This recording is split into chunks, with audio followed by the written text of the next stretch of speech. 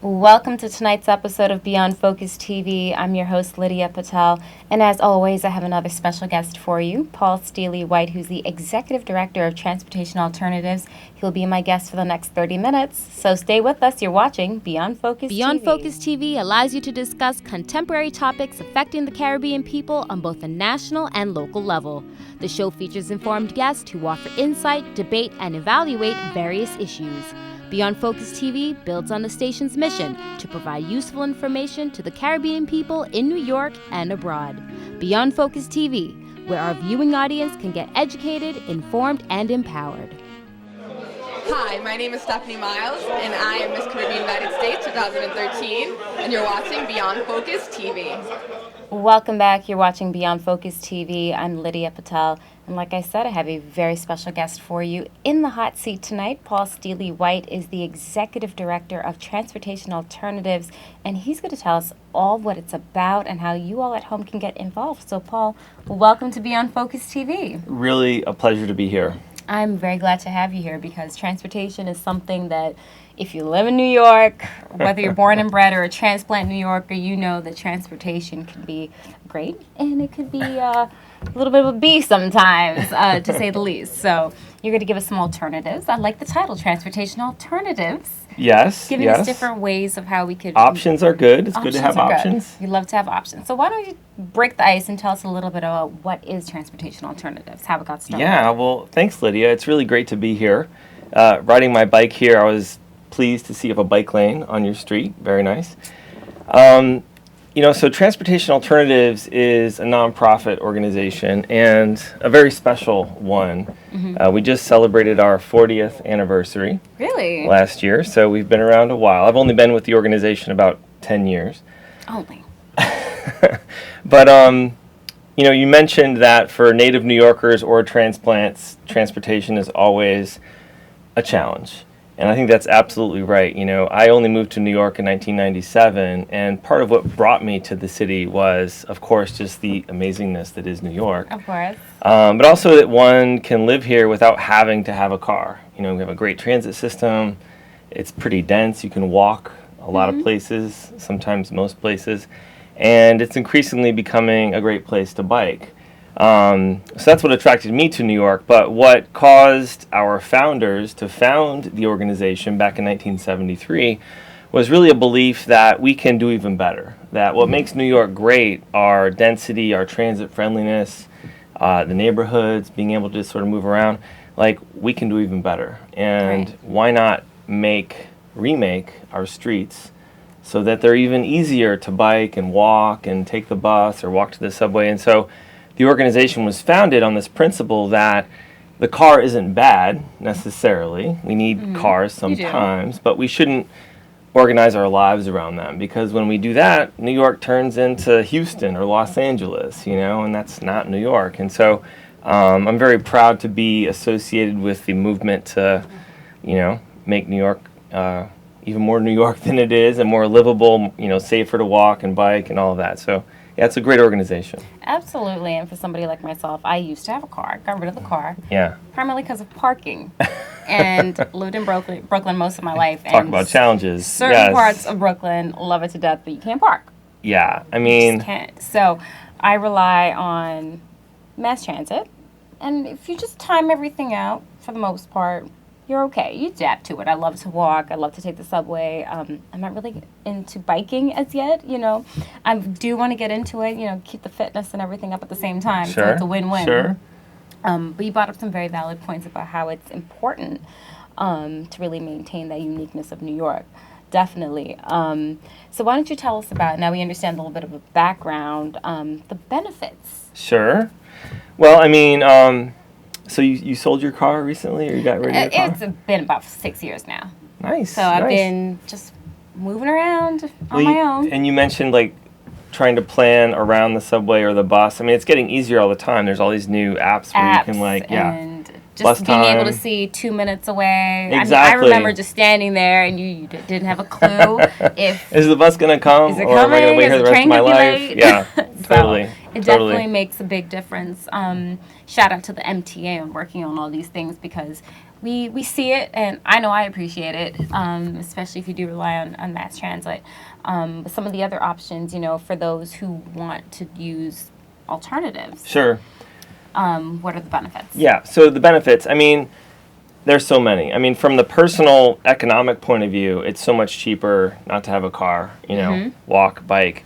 So economically, it's usually a smarter, choice just to choose, non-car options.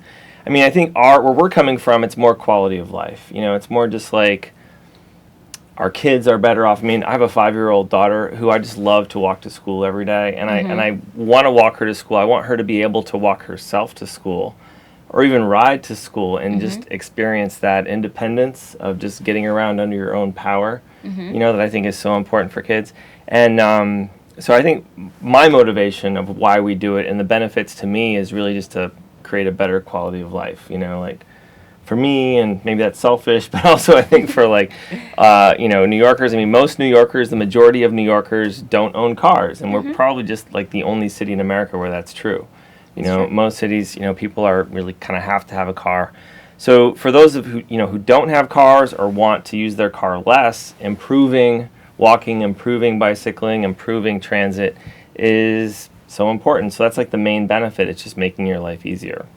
Now, when the organization started 40 years ago, and the premise was just trying to make things a little more easier and simplified, what was the movement that they did? Because back then, there were a lot more cars. There were a lot bigger cars. Yeah. Was there a challenge to try to go for this whole, essentially greener movement? Yeah, well, absolutely. I mean, you really did your homework because, back in the 70s or 80s, the organization was in, I think, a more difficult place. I think culturally, everyone still thought that eventually all cities were going to be like big car-oriented metropolises. That was before the oil crisis really took root. It was before people realized that you can't just build more roads and make congestion better. The more roads you build, the more people drive, the worse congestion is. And so all those lessons were very hard for cities to learn. So back then, transportation alternatives, the organization was in a much different place. Now it's just like the world has sort of come around to our way of thinking in a way. And we're very lucky to be in this cultural moment where I think a lot of young people in particular don't necessarily want that like suburban dream of like the car and the house in the suburbs. They want like a more vibrant, a more active, more exciting urban lifestyle, which is why rents are so expensive, But I think, part of the solution to that is just making more neighborhoods more livable, right? And we're very, very big fans of Mayor de Blasio's Vision Zero initiative, which I think we're going to talk about later. But he's also very into, I think, making New York more affordable, and I think it's really... which is so needed right now. It's absolutely needed, and I experienced that myself, and a lot of people who work at TA, too, are experiencing that same challenge of everyone wanting to move to the city. And so I think the challenge is to make New York... of course, more affordable, more livable, but if we can do it in a way that also retains its like inherent livability, right? And I think that's really the key. And so as Mayor de Blasio pursues his affordable housing agenda, as we look at making it easier for developers to like build more affordable housing to help meet that goal, I think there's going to be a role for the streetscape. Can we simultaneously recreate our streets so that they are much easier to live without a car, so we don't have to have that expensive place and have a car, but also so our kids can enjoy, a good quality of life. Well, we're looking forward to hearing more about that and seeing how that unfolds. Stay with us. You're watching Beyond Focus TV. We'll be right back.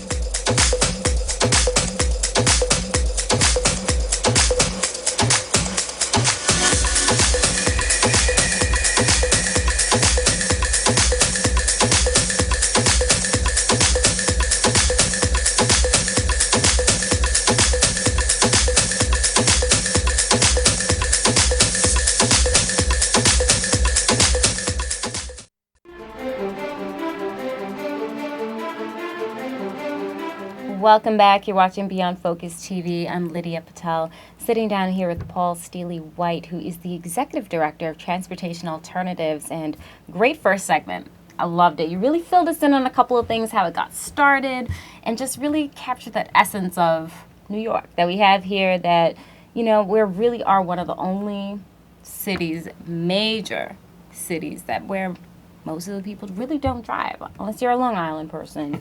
You know, you gotta have your car. But a lot of us, even though you have a car, you still do rely on mass transit. So something that's really unique to hear. You just came off of talking about Mayor de Blasio. Let's talk about the Vision Zero a little bit. Sure.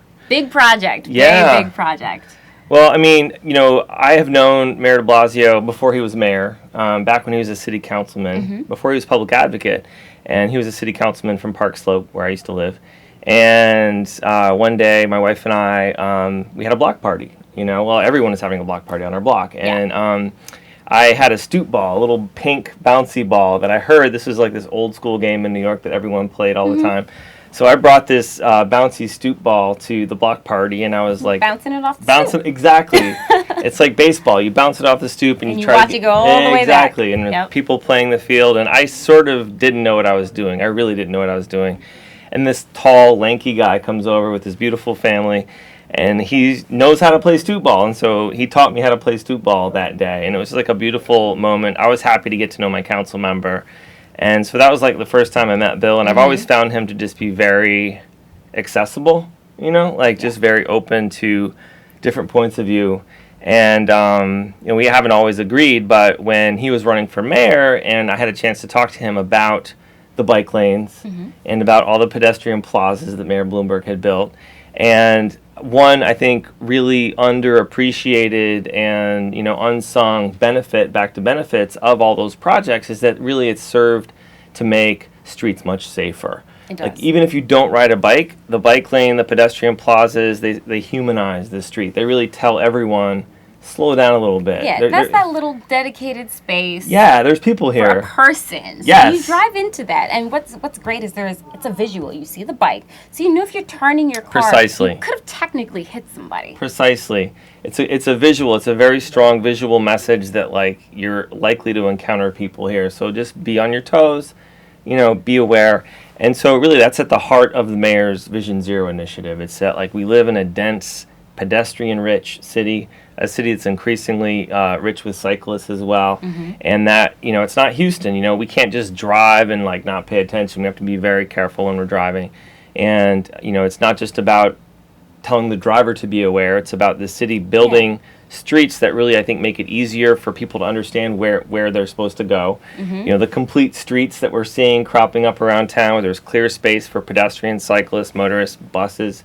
So we're big supporters of the mayor's Vision Zero initiative, and we're also supporters of his approach to Vision Zero, which is to say, let's talk to communities, let's explain the benefits, let's talk through any challenges that we have, you know. So that's all been very educational for me as an advocate, because, like, sometimes we make mistakes where we're just like, we believe in this so strongly, we're just going to, like, make it true for everyone, you know. And people are like, you know, you might be right, but can we talk about can we talk about this first, you know? So that's really where the mayor's coming from, and I've learned a thing or two. Yeah. Would you say that installing these bike lanes and giving more cyclist opportunities has been a pro or a con, in the sense that traffic, some people I've spoken to drivers, they're like, they hate the bike lanes, of course, you know. I've heard some language that I can't say on camera, but, you know, it's a love-hate situation. Either you love it or you hate these extra lanes you took away from the road space. Yeah. Well, I think there's always going to be some haters, but what I've seen is a lot of people coming over to the love side lately, because I think people realize that even if it makes driving a little bit more difficult, it's still worth the benefit of being able to bike safely. And so many more people are biking now that people understand it from the biker's point of view. But even though that's true, in most cases, there isn't an impact on traffic. In most cases, they've been able to take the bike lane from extra space on the street. Sometimes the travel lanes or the parking lanes are wider than they have to be, so they'll take like a foot here, and they'll sort of put that together as they're restriping the street to make a bike lane.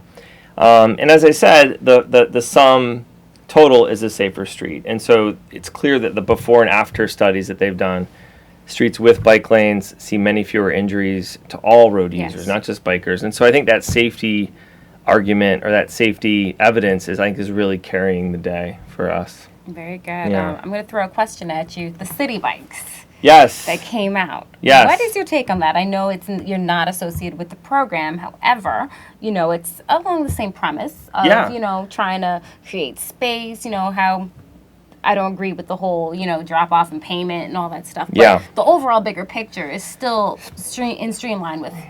Oh, totally. And we played a pretty active role in bringing City Bike to New York City, and we've defended it. People who say that, it doesn't belong in New York or the color of blue isn't right. You wouldn't believe the arguments. But like most New Yorkers love City Bike now. It's a great option. It's great to have another option. We've had some recent beefs with the way that the system has been run. Right, that's what I'm saying. And It's yeah, a system. yeah, and the vendor that has been chosen to run City Bike, in our estimation, has not done a great job of actually running the system, balancing the system, making sure that when you want a bike is there, Yeah. and when you return a bike, there's a space for you to put your bike. We think that the pricing structure could be a little bit, more attractive. So there's a lot, I think, that the new owners of City Bike, I should say the new vendor, because the city kind of owns the system, but they contract it out to a vendor, and it's all behind the scenes right now, and I'm not privy to all the negotiation, but I think we're close to a deal where a new company is going to buy the contract, and they're going to, I think, infuse a lot more capital to improve the software system. I don't know if you've ever tried to find a bike on your phone, but often it's not accurate. It'll tell you a bike's supposed to be available, and I've heard that through Yeah. friends. They're like, oh, I came to this location. The bike's not even here. yeah, and there's it's not-" issues. There's issues. So we're working through those.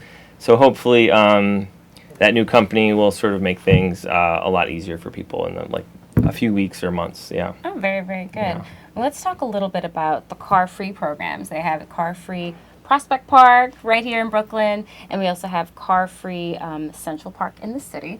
But I just got my cue to take a little break, so guess what? We'll take that back. Excuse me. Take that back up. Coming back right after the break. So stay with us. You're watching Beyond Focus TV.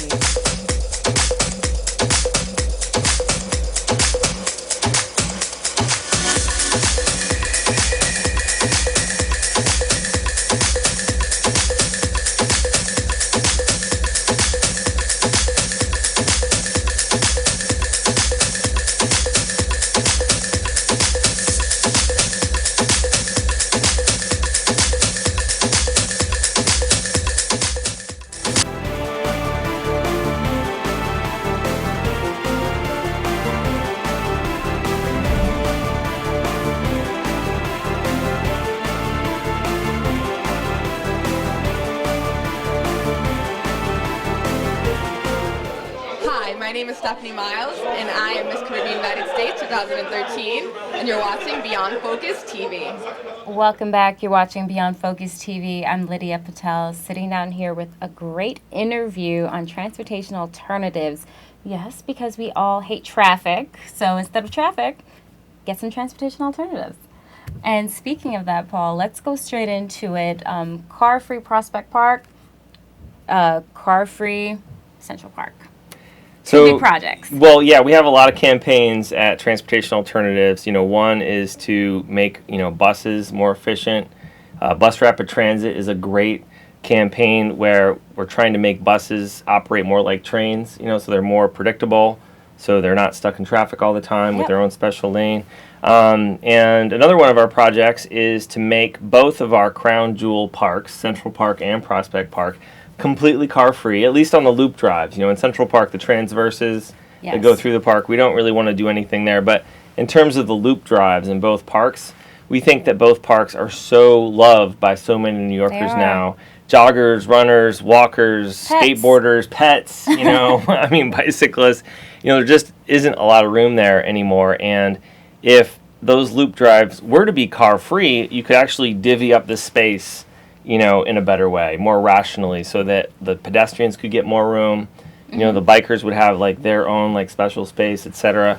And just cars just don't belong in parks. The parks were created as this refuge from the city, and really now there's so few motorists using them for a shortcut because over the years they've shrunk Yeah. the number of car lanes on the drive as more people have been using the park, and they've closed entrances, to make the park more attractive to people. So I think now we're to the point where it's kind of a no-brainer just to make the cars completely car-free. I think it would be a better idea because it kind of freaks me out sometimes when I'm in the park and you just go through the park and there's pretty much no cars and you randomly see a car and you almost forget that cars are allowed to be in there. Totally, yeah, and that could be like a little bit of a scary wake-up does call. throw you off. When that happens, it can throw you off. And, so I think, we're going to end up, I think, soon, hopefully, with, completely car-free parks. And I think that will be a symbolic victory for us. I think it'll show that, every time the city has made this decision to prioritize people over, whether it's like Broadway or Times Square or our parks, there's a lot of complaining at first, but ultimately it's who today is talking about putting cars back in the middle of Times Square?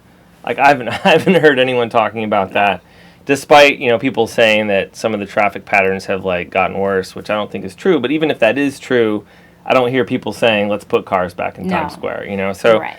And by the same token, people aren't saying, let's go back to the day when cars were always in the parks. I mean, I was very surprised to learn that as a new New Yorker back in the mid-'90s when I moved here, that the cars used to be in the park 24/7, 7 days a week. And I don't think anyone wants to go back. No, now you don't even see a car. So that's why I said it felt weird when you actually get to see one. Yeah. Let's talk about funding a little bit because it's important to let everyone know this is a membership process. So Yes. this actually gets to stay open and on board for everyone because of members like you at home if you want to become a member. So just elaborate on that. Yeah, so Transportation Alternatives is a nonprofit, and so we get our funding from members mostly, like individuals who support what we do. A lot of nonprofits are reliant on foundations, Rockefeller Foundation or the Ford Foundation or some of these other, and occasionally we'll get small grants from those groups, but usually we're reliant on just member funding. So that's great. We have thousands of active members throughout New York. Most of them are bikers. Most of them just love to ride their bikes and they support what we do.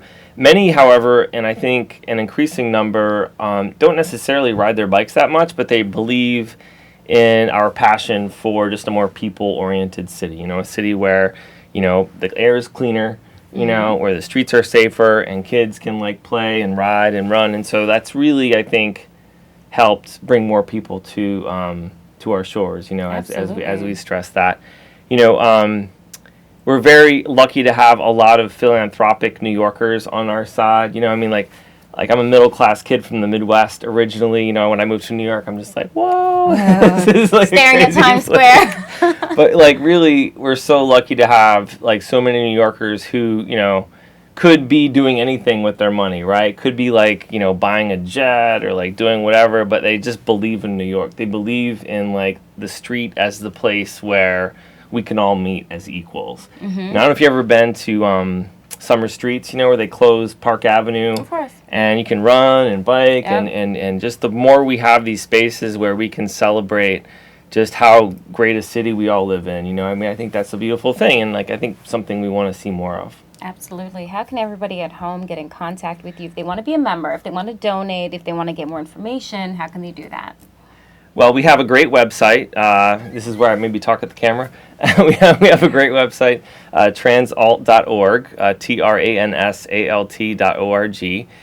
You can find everything you need there about what we do. And if you're more into the biking side of the equation, you can go to bikenyc.org. That's sort of our sister site that's just for the bike lovers.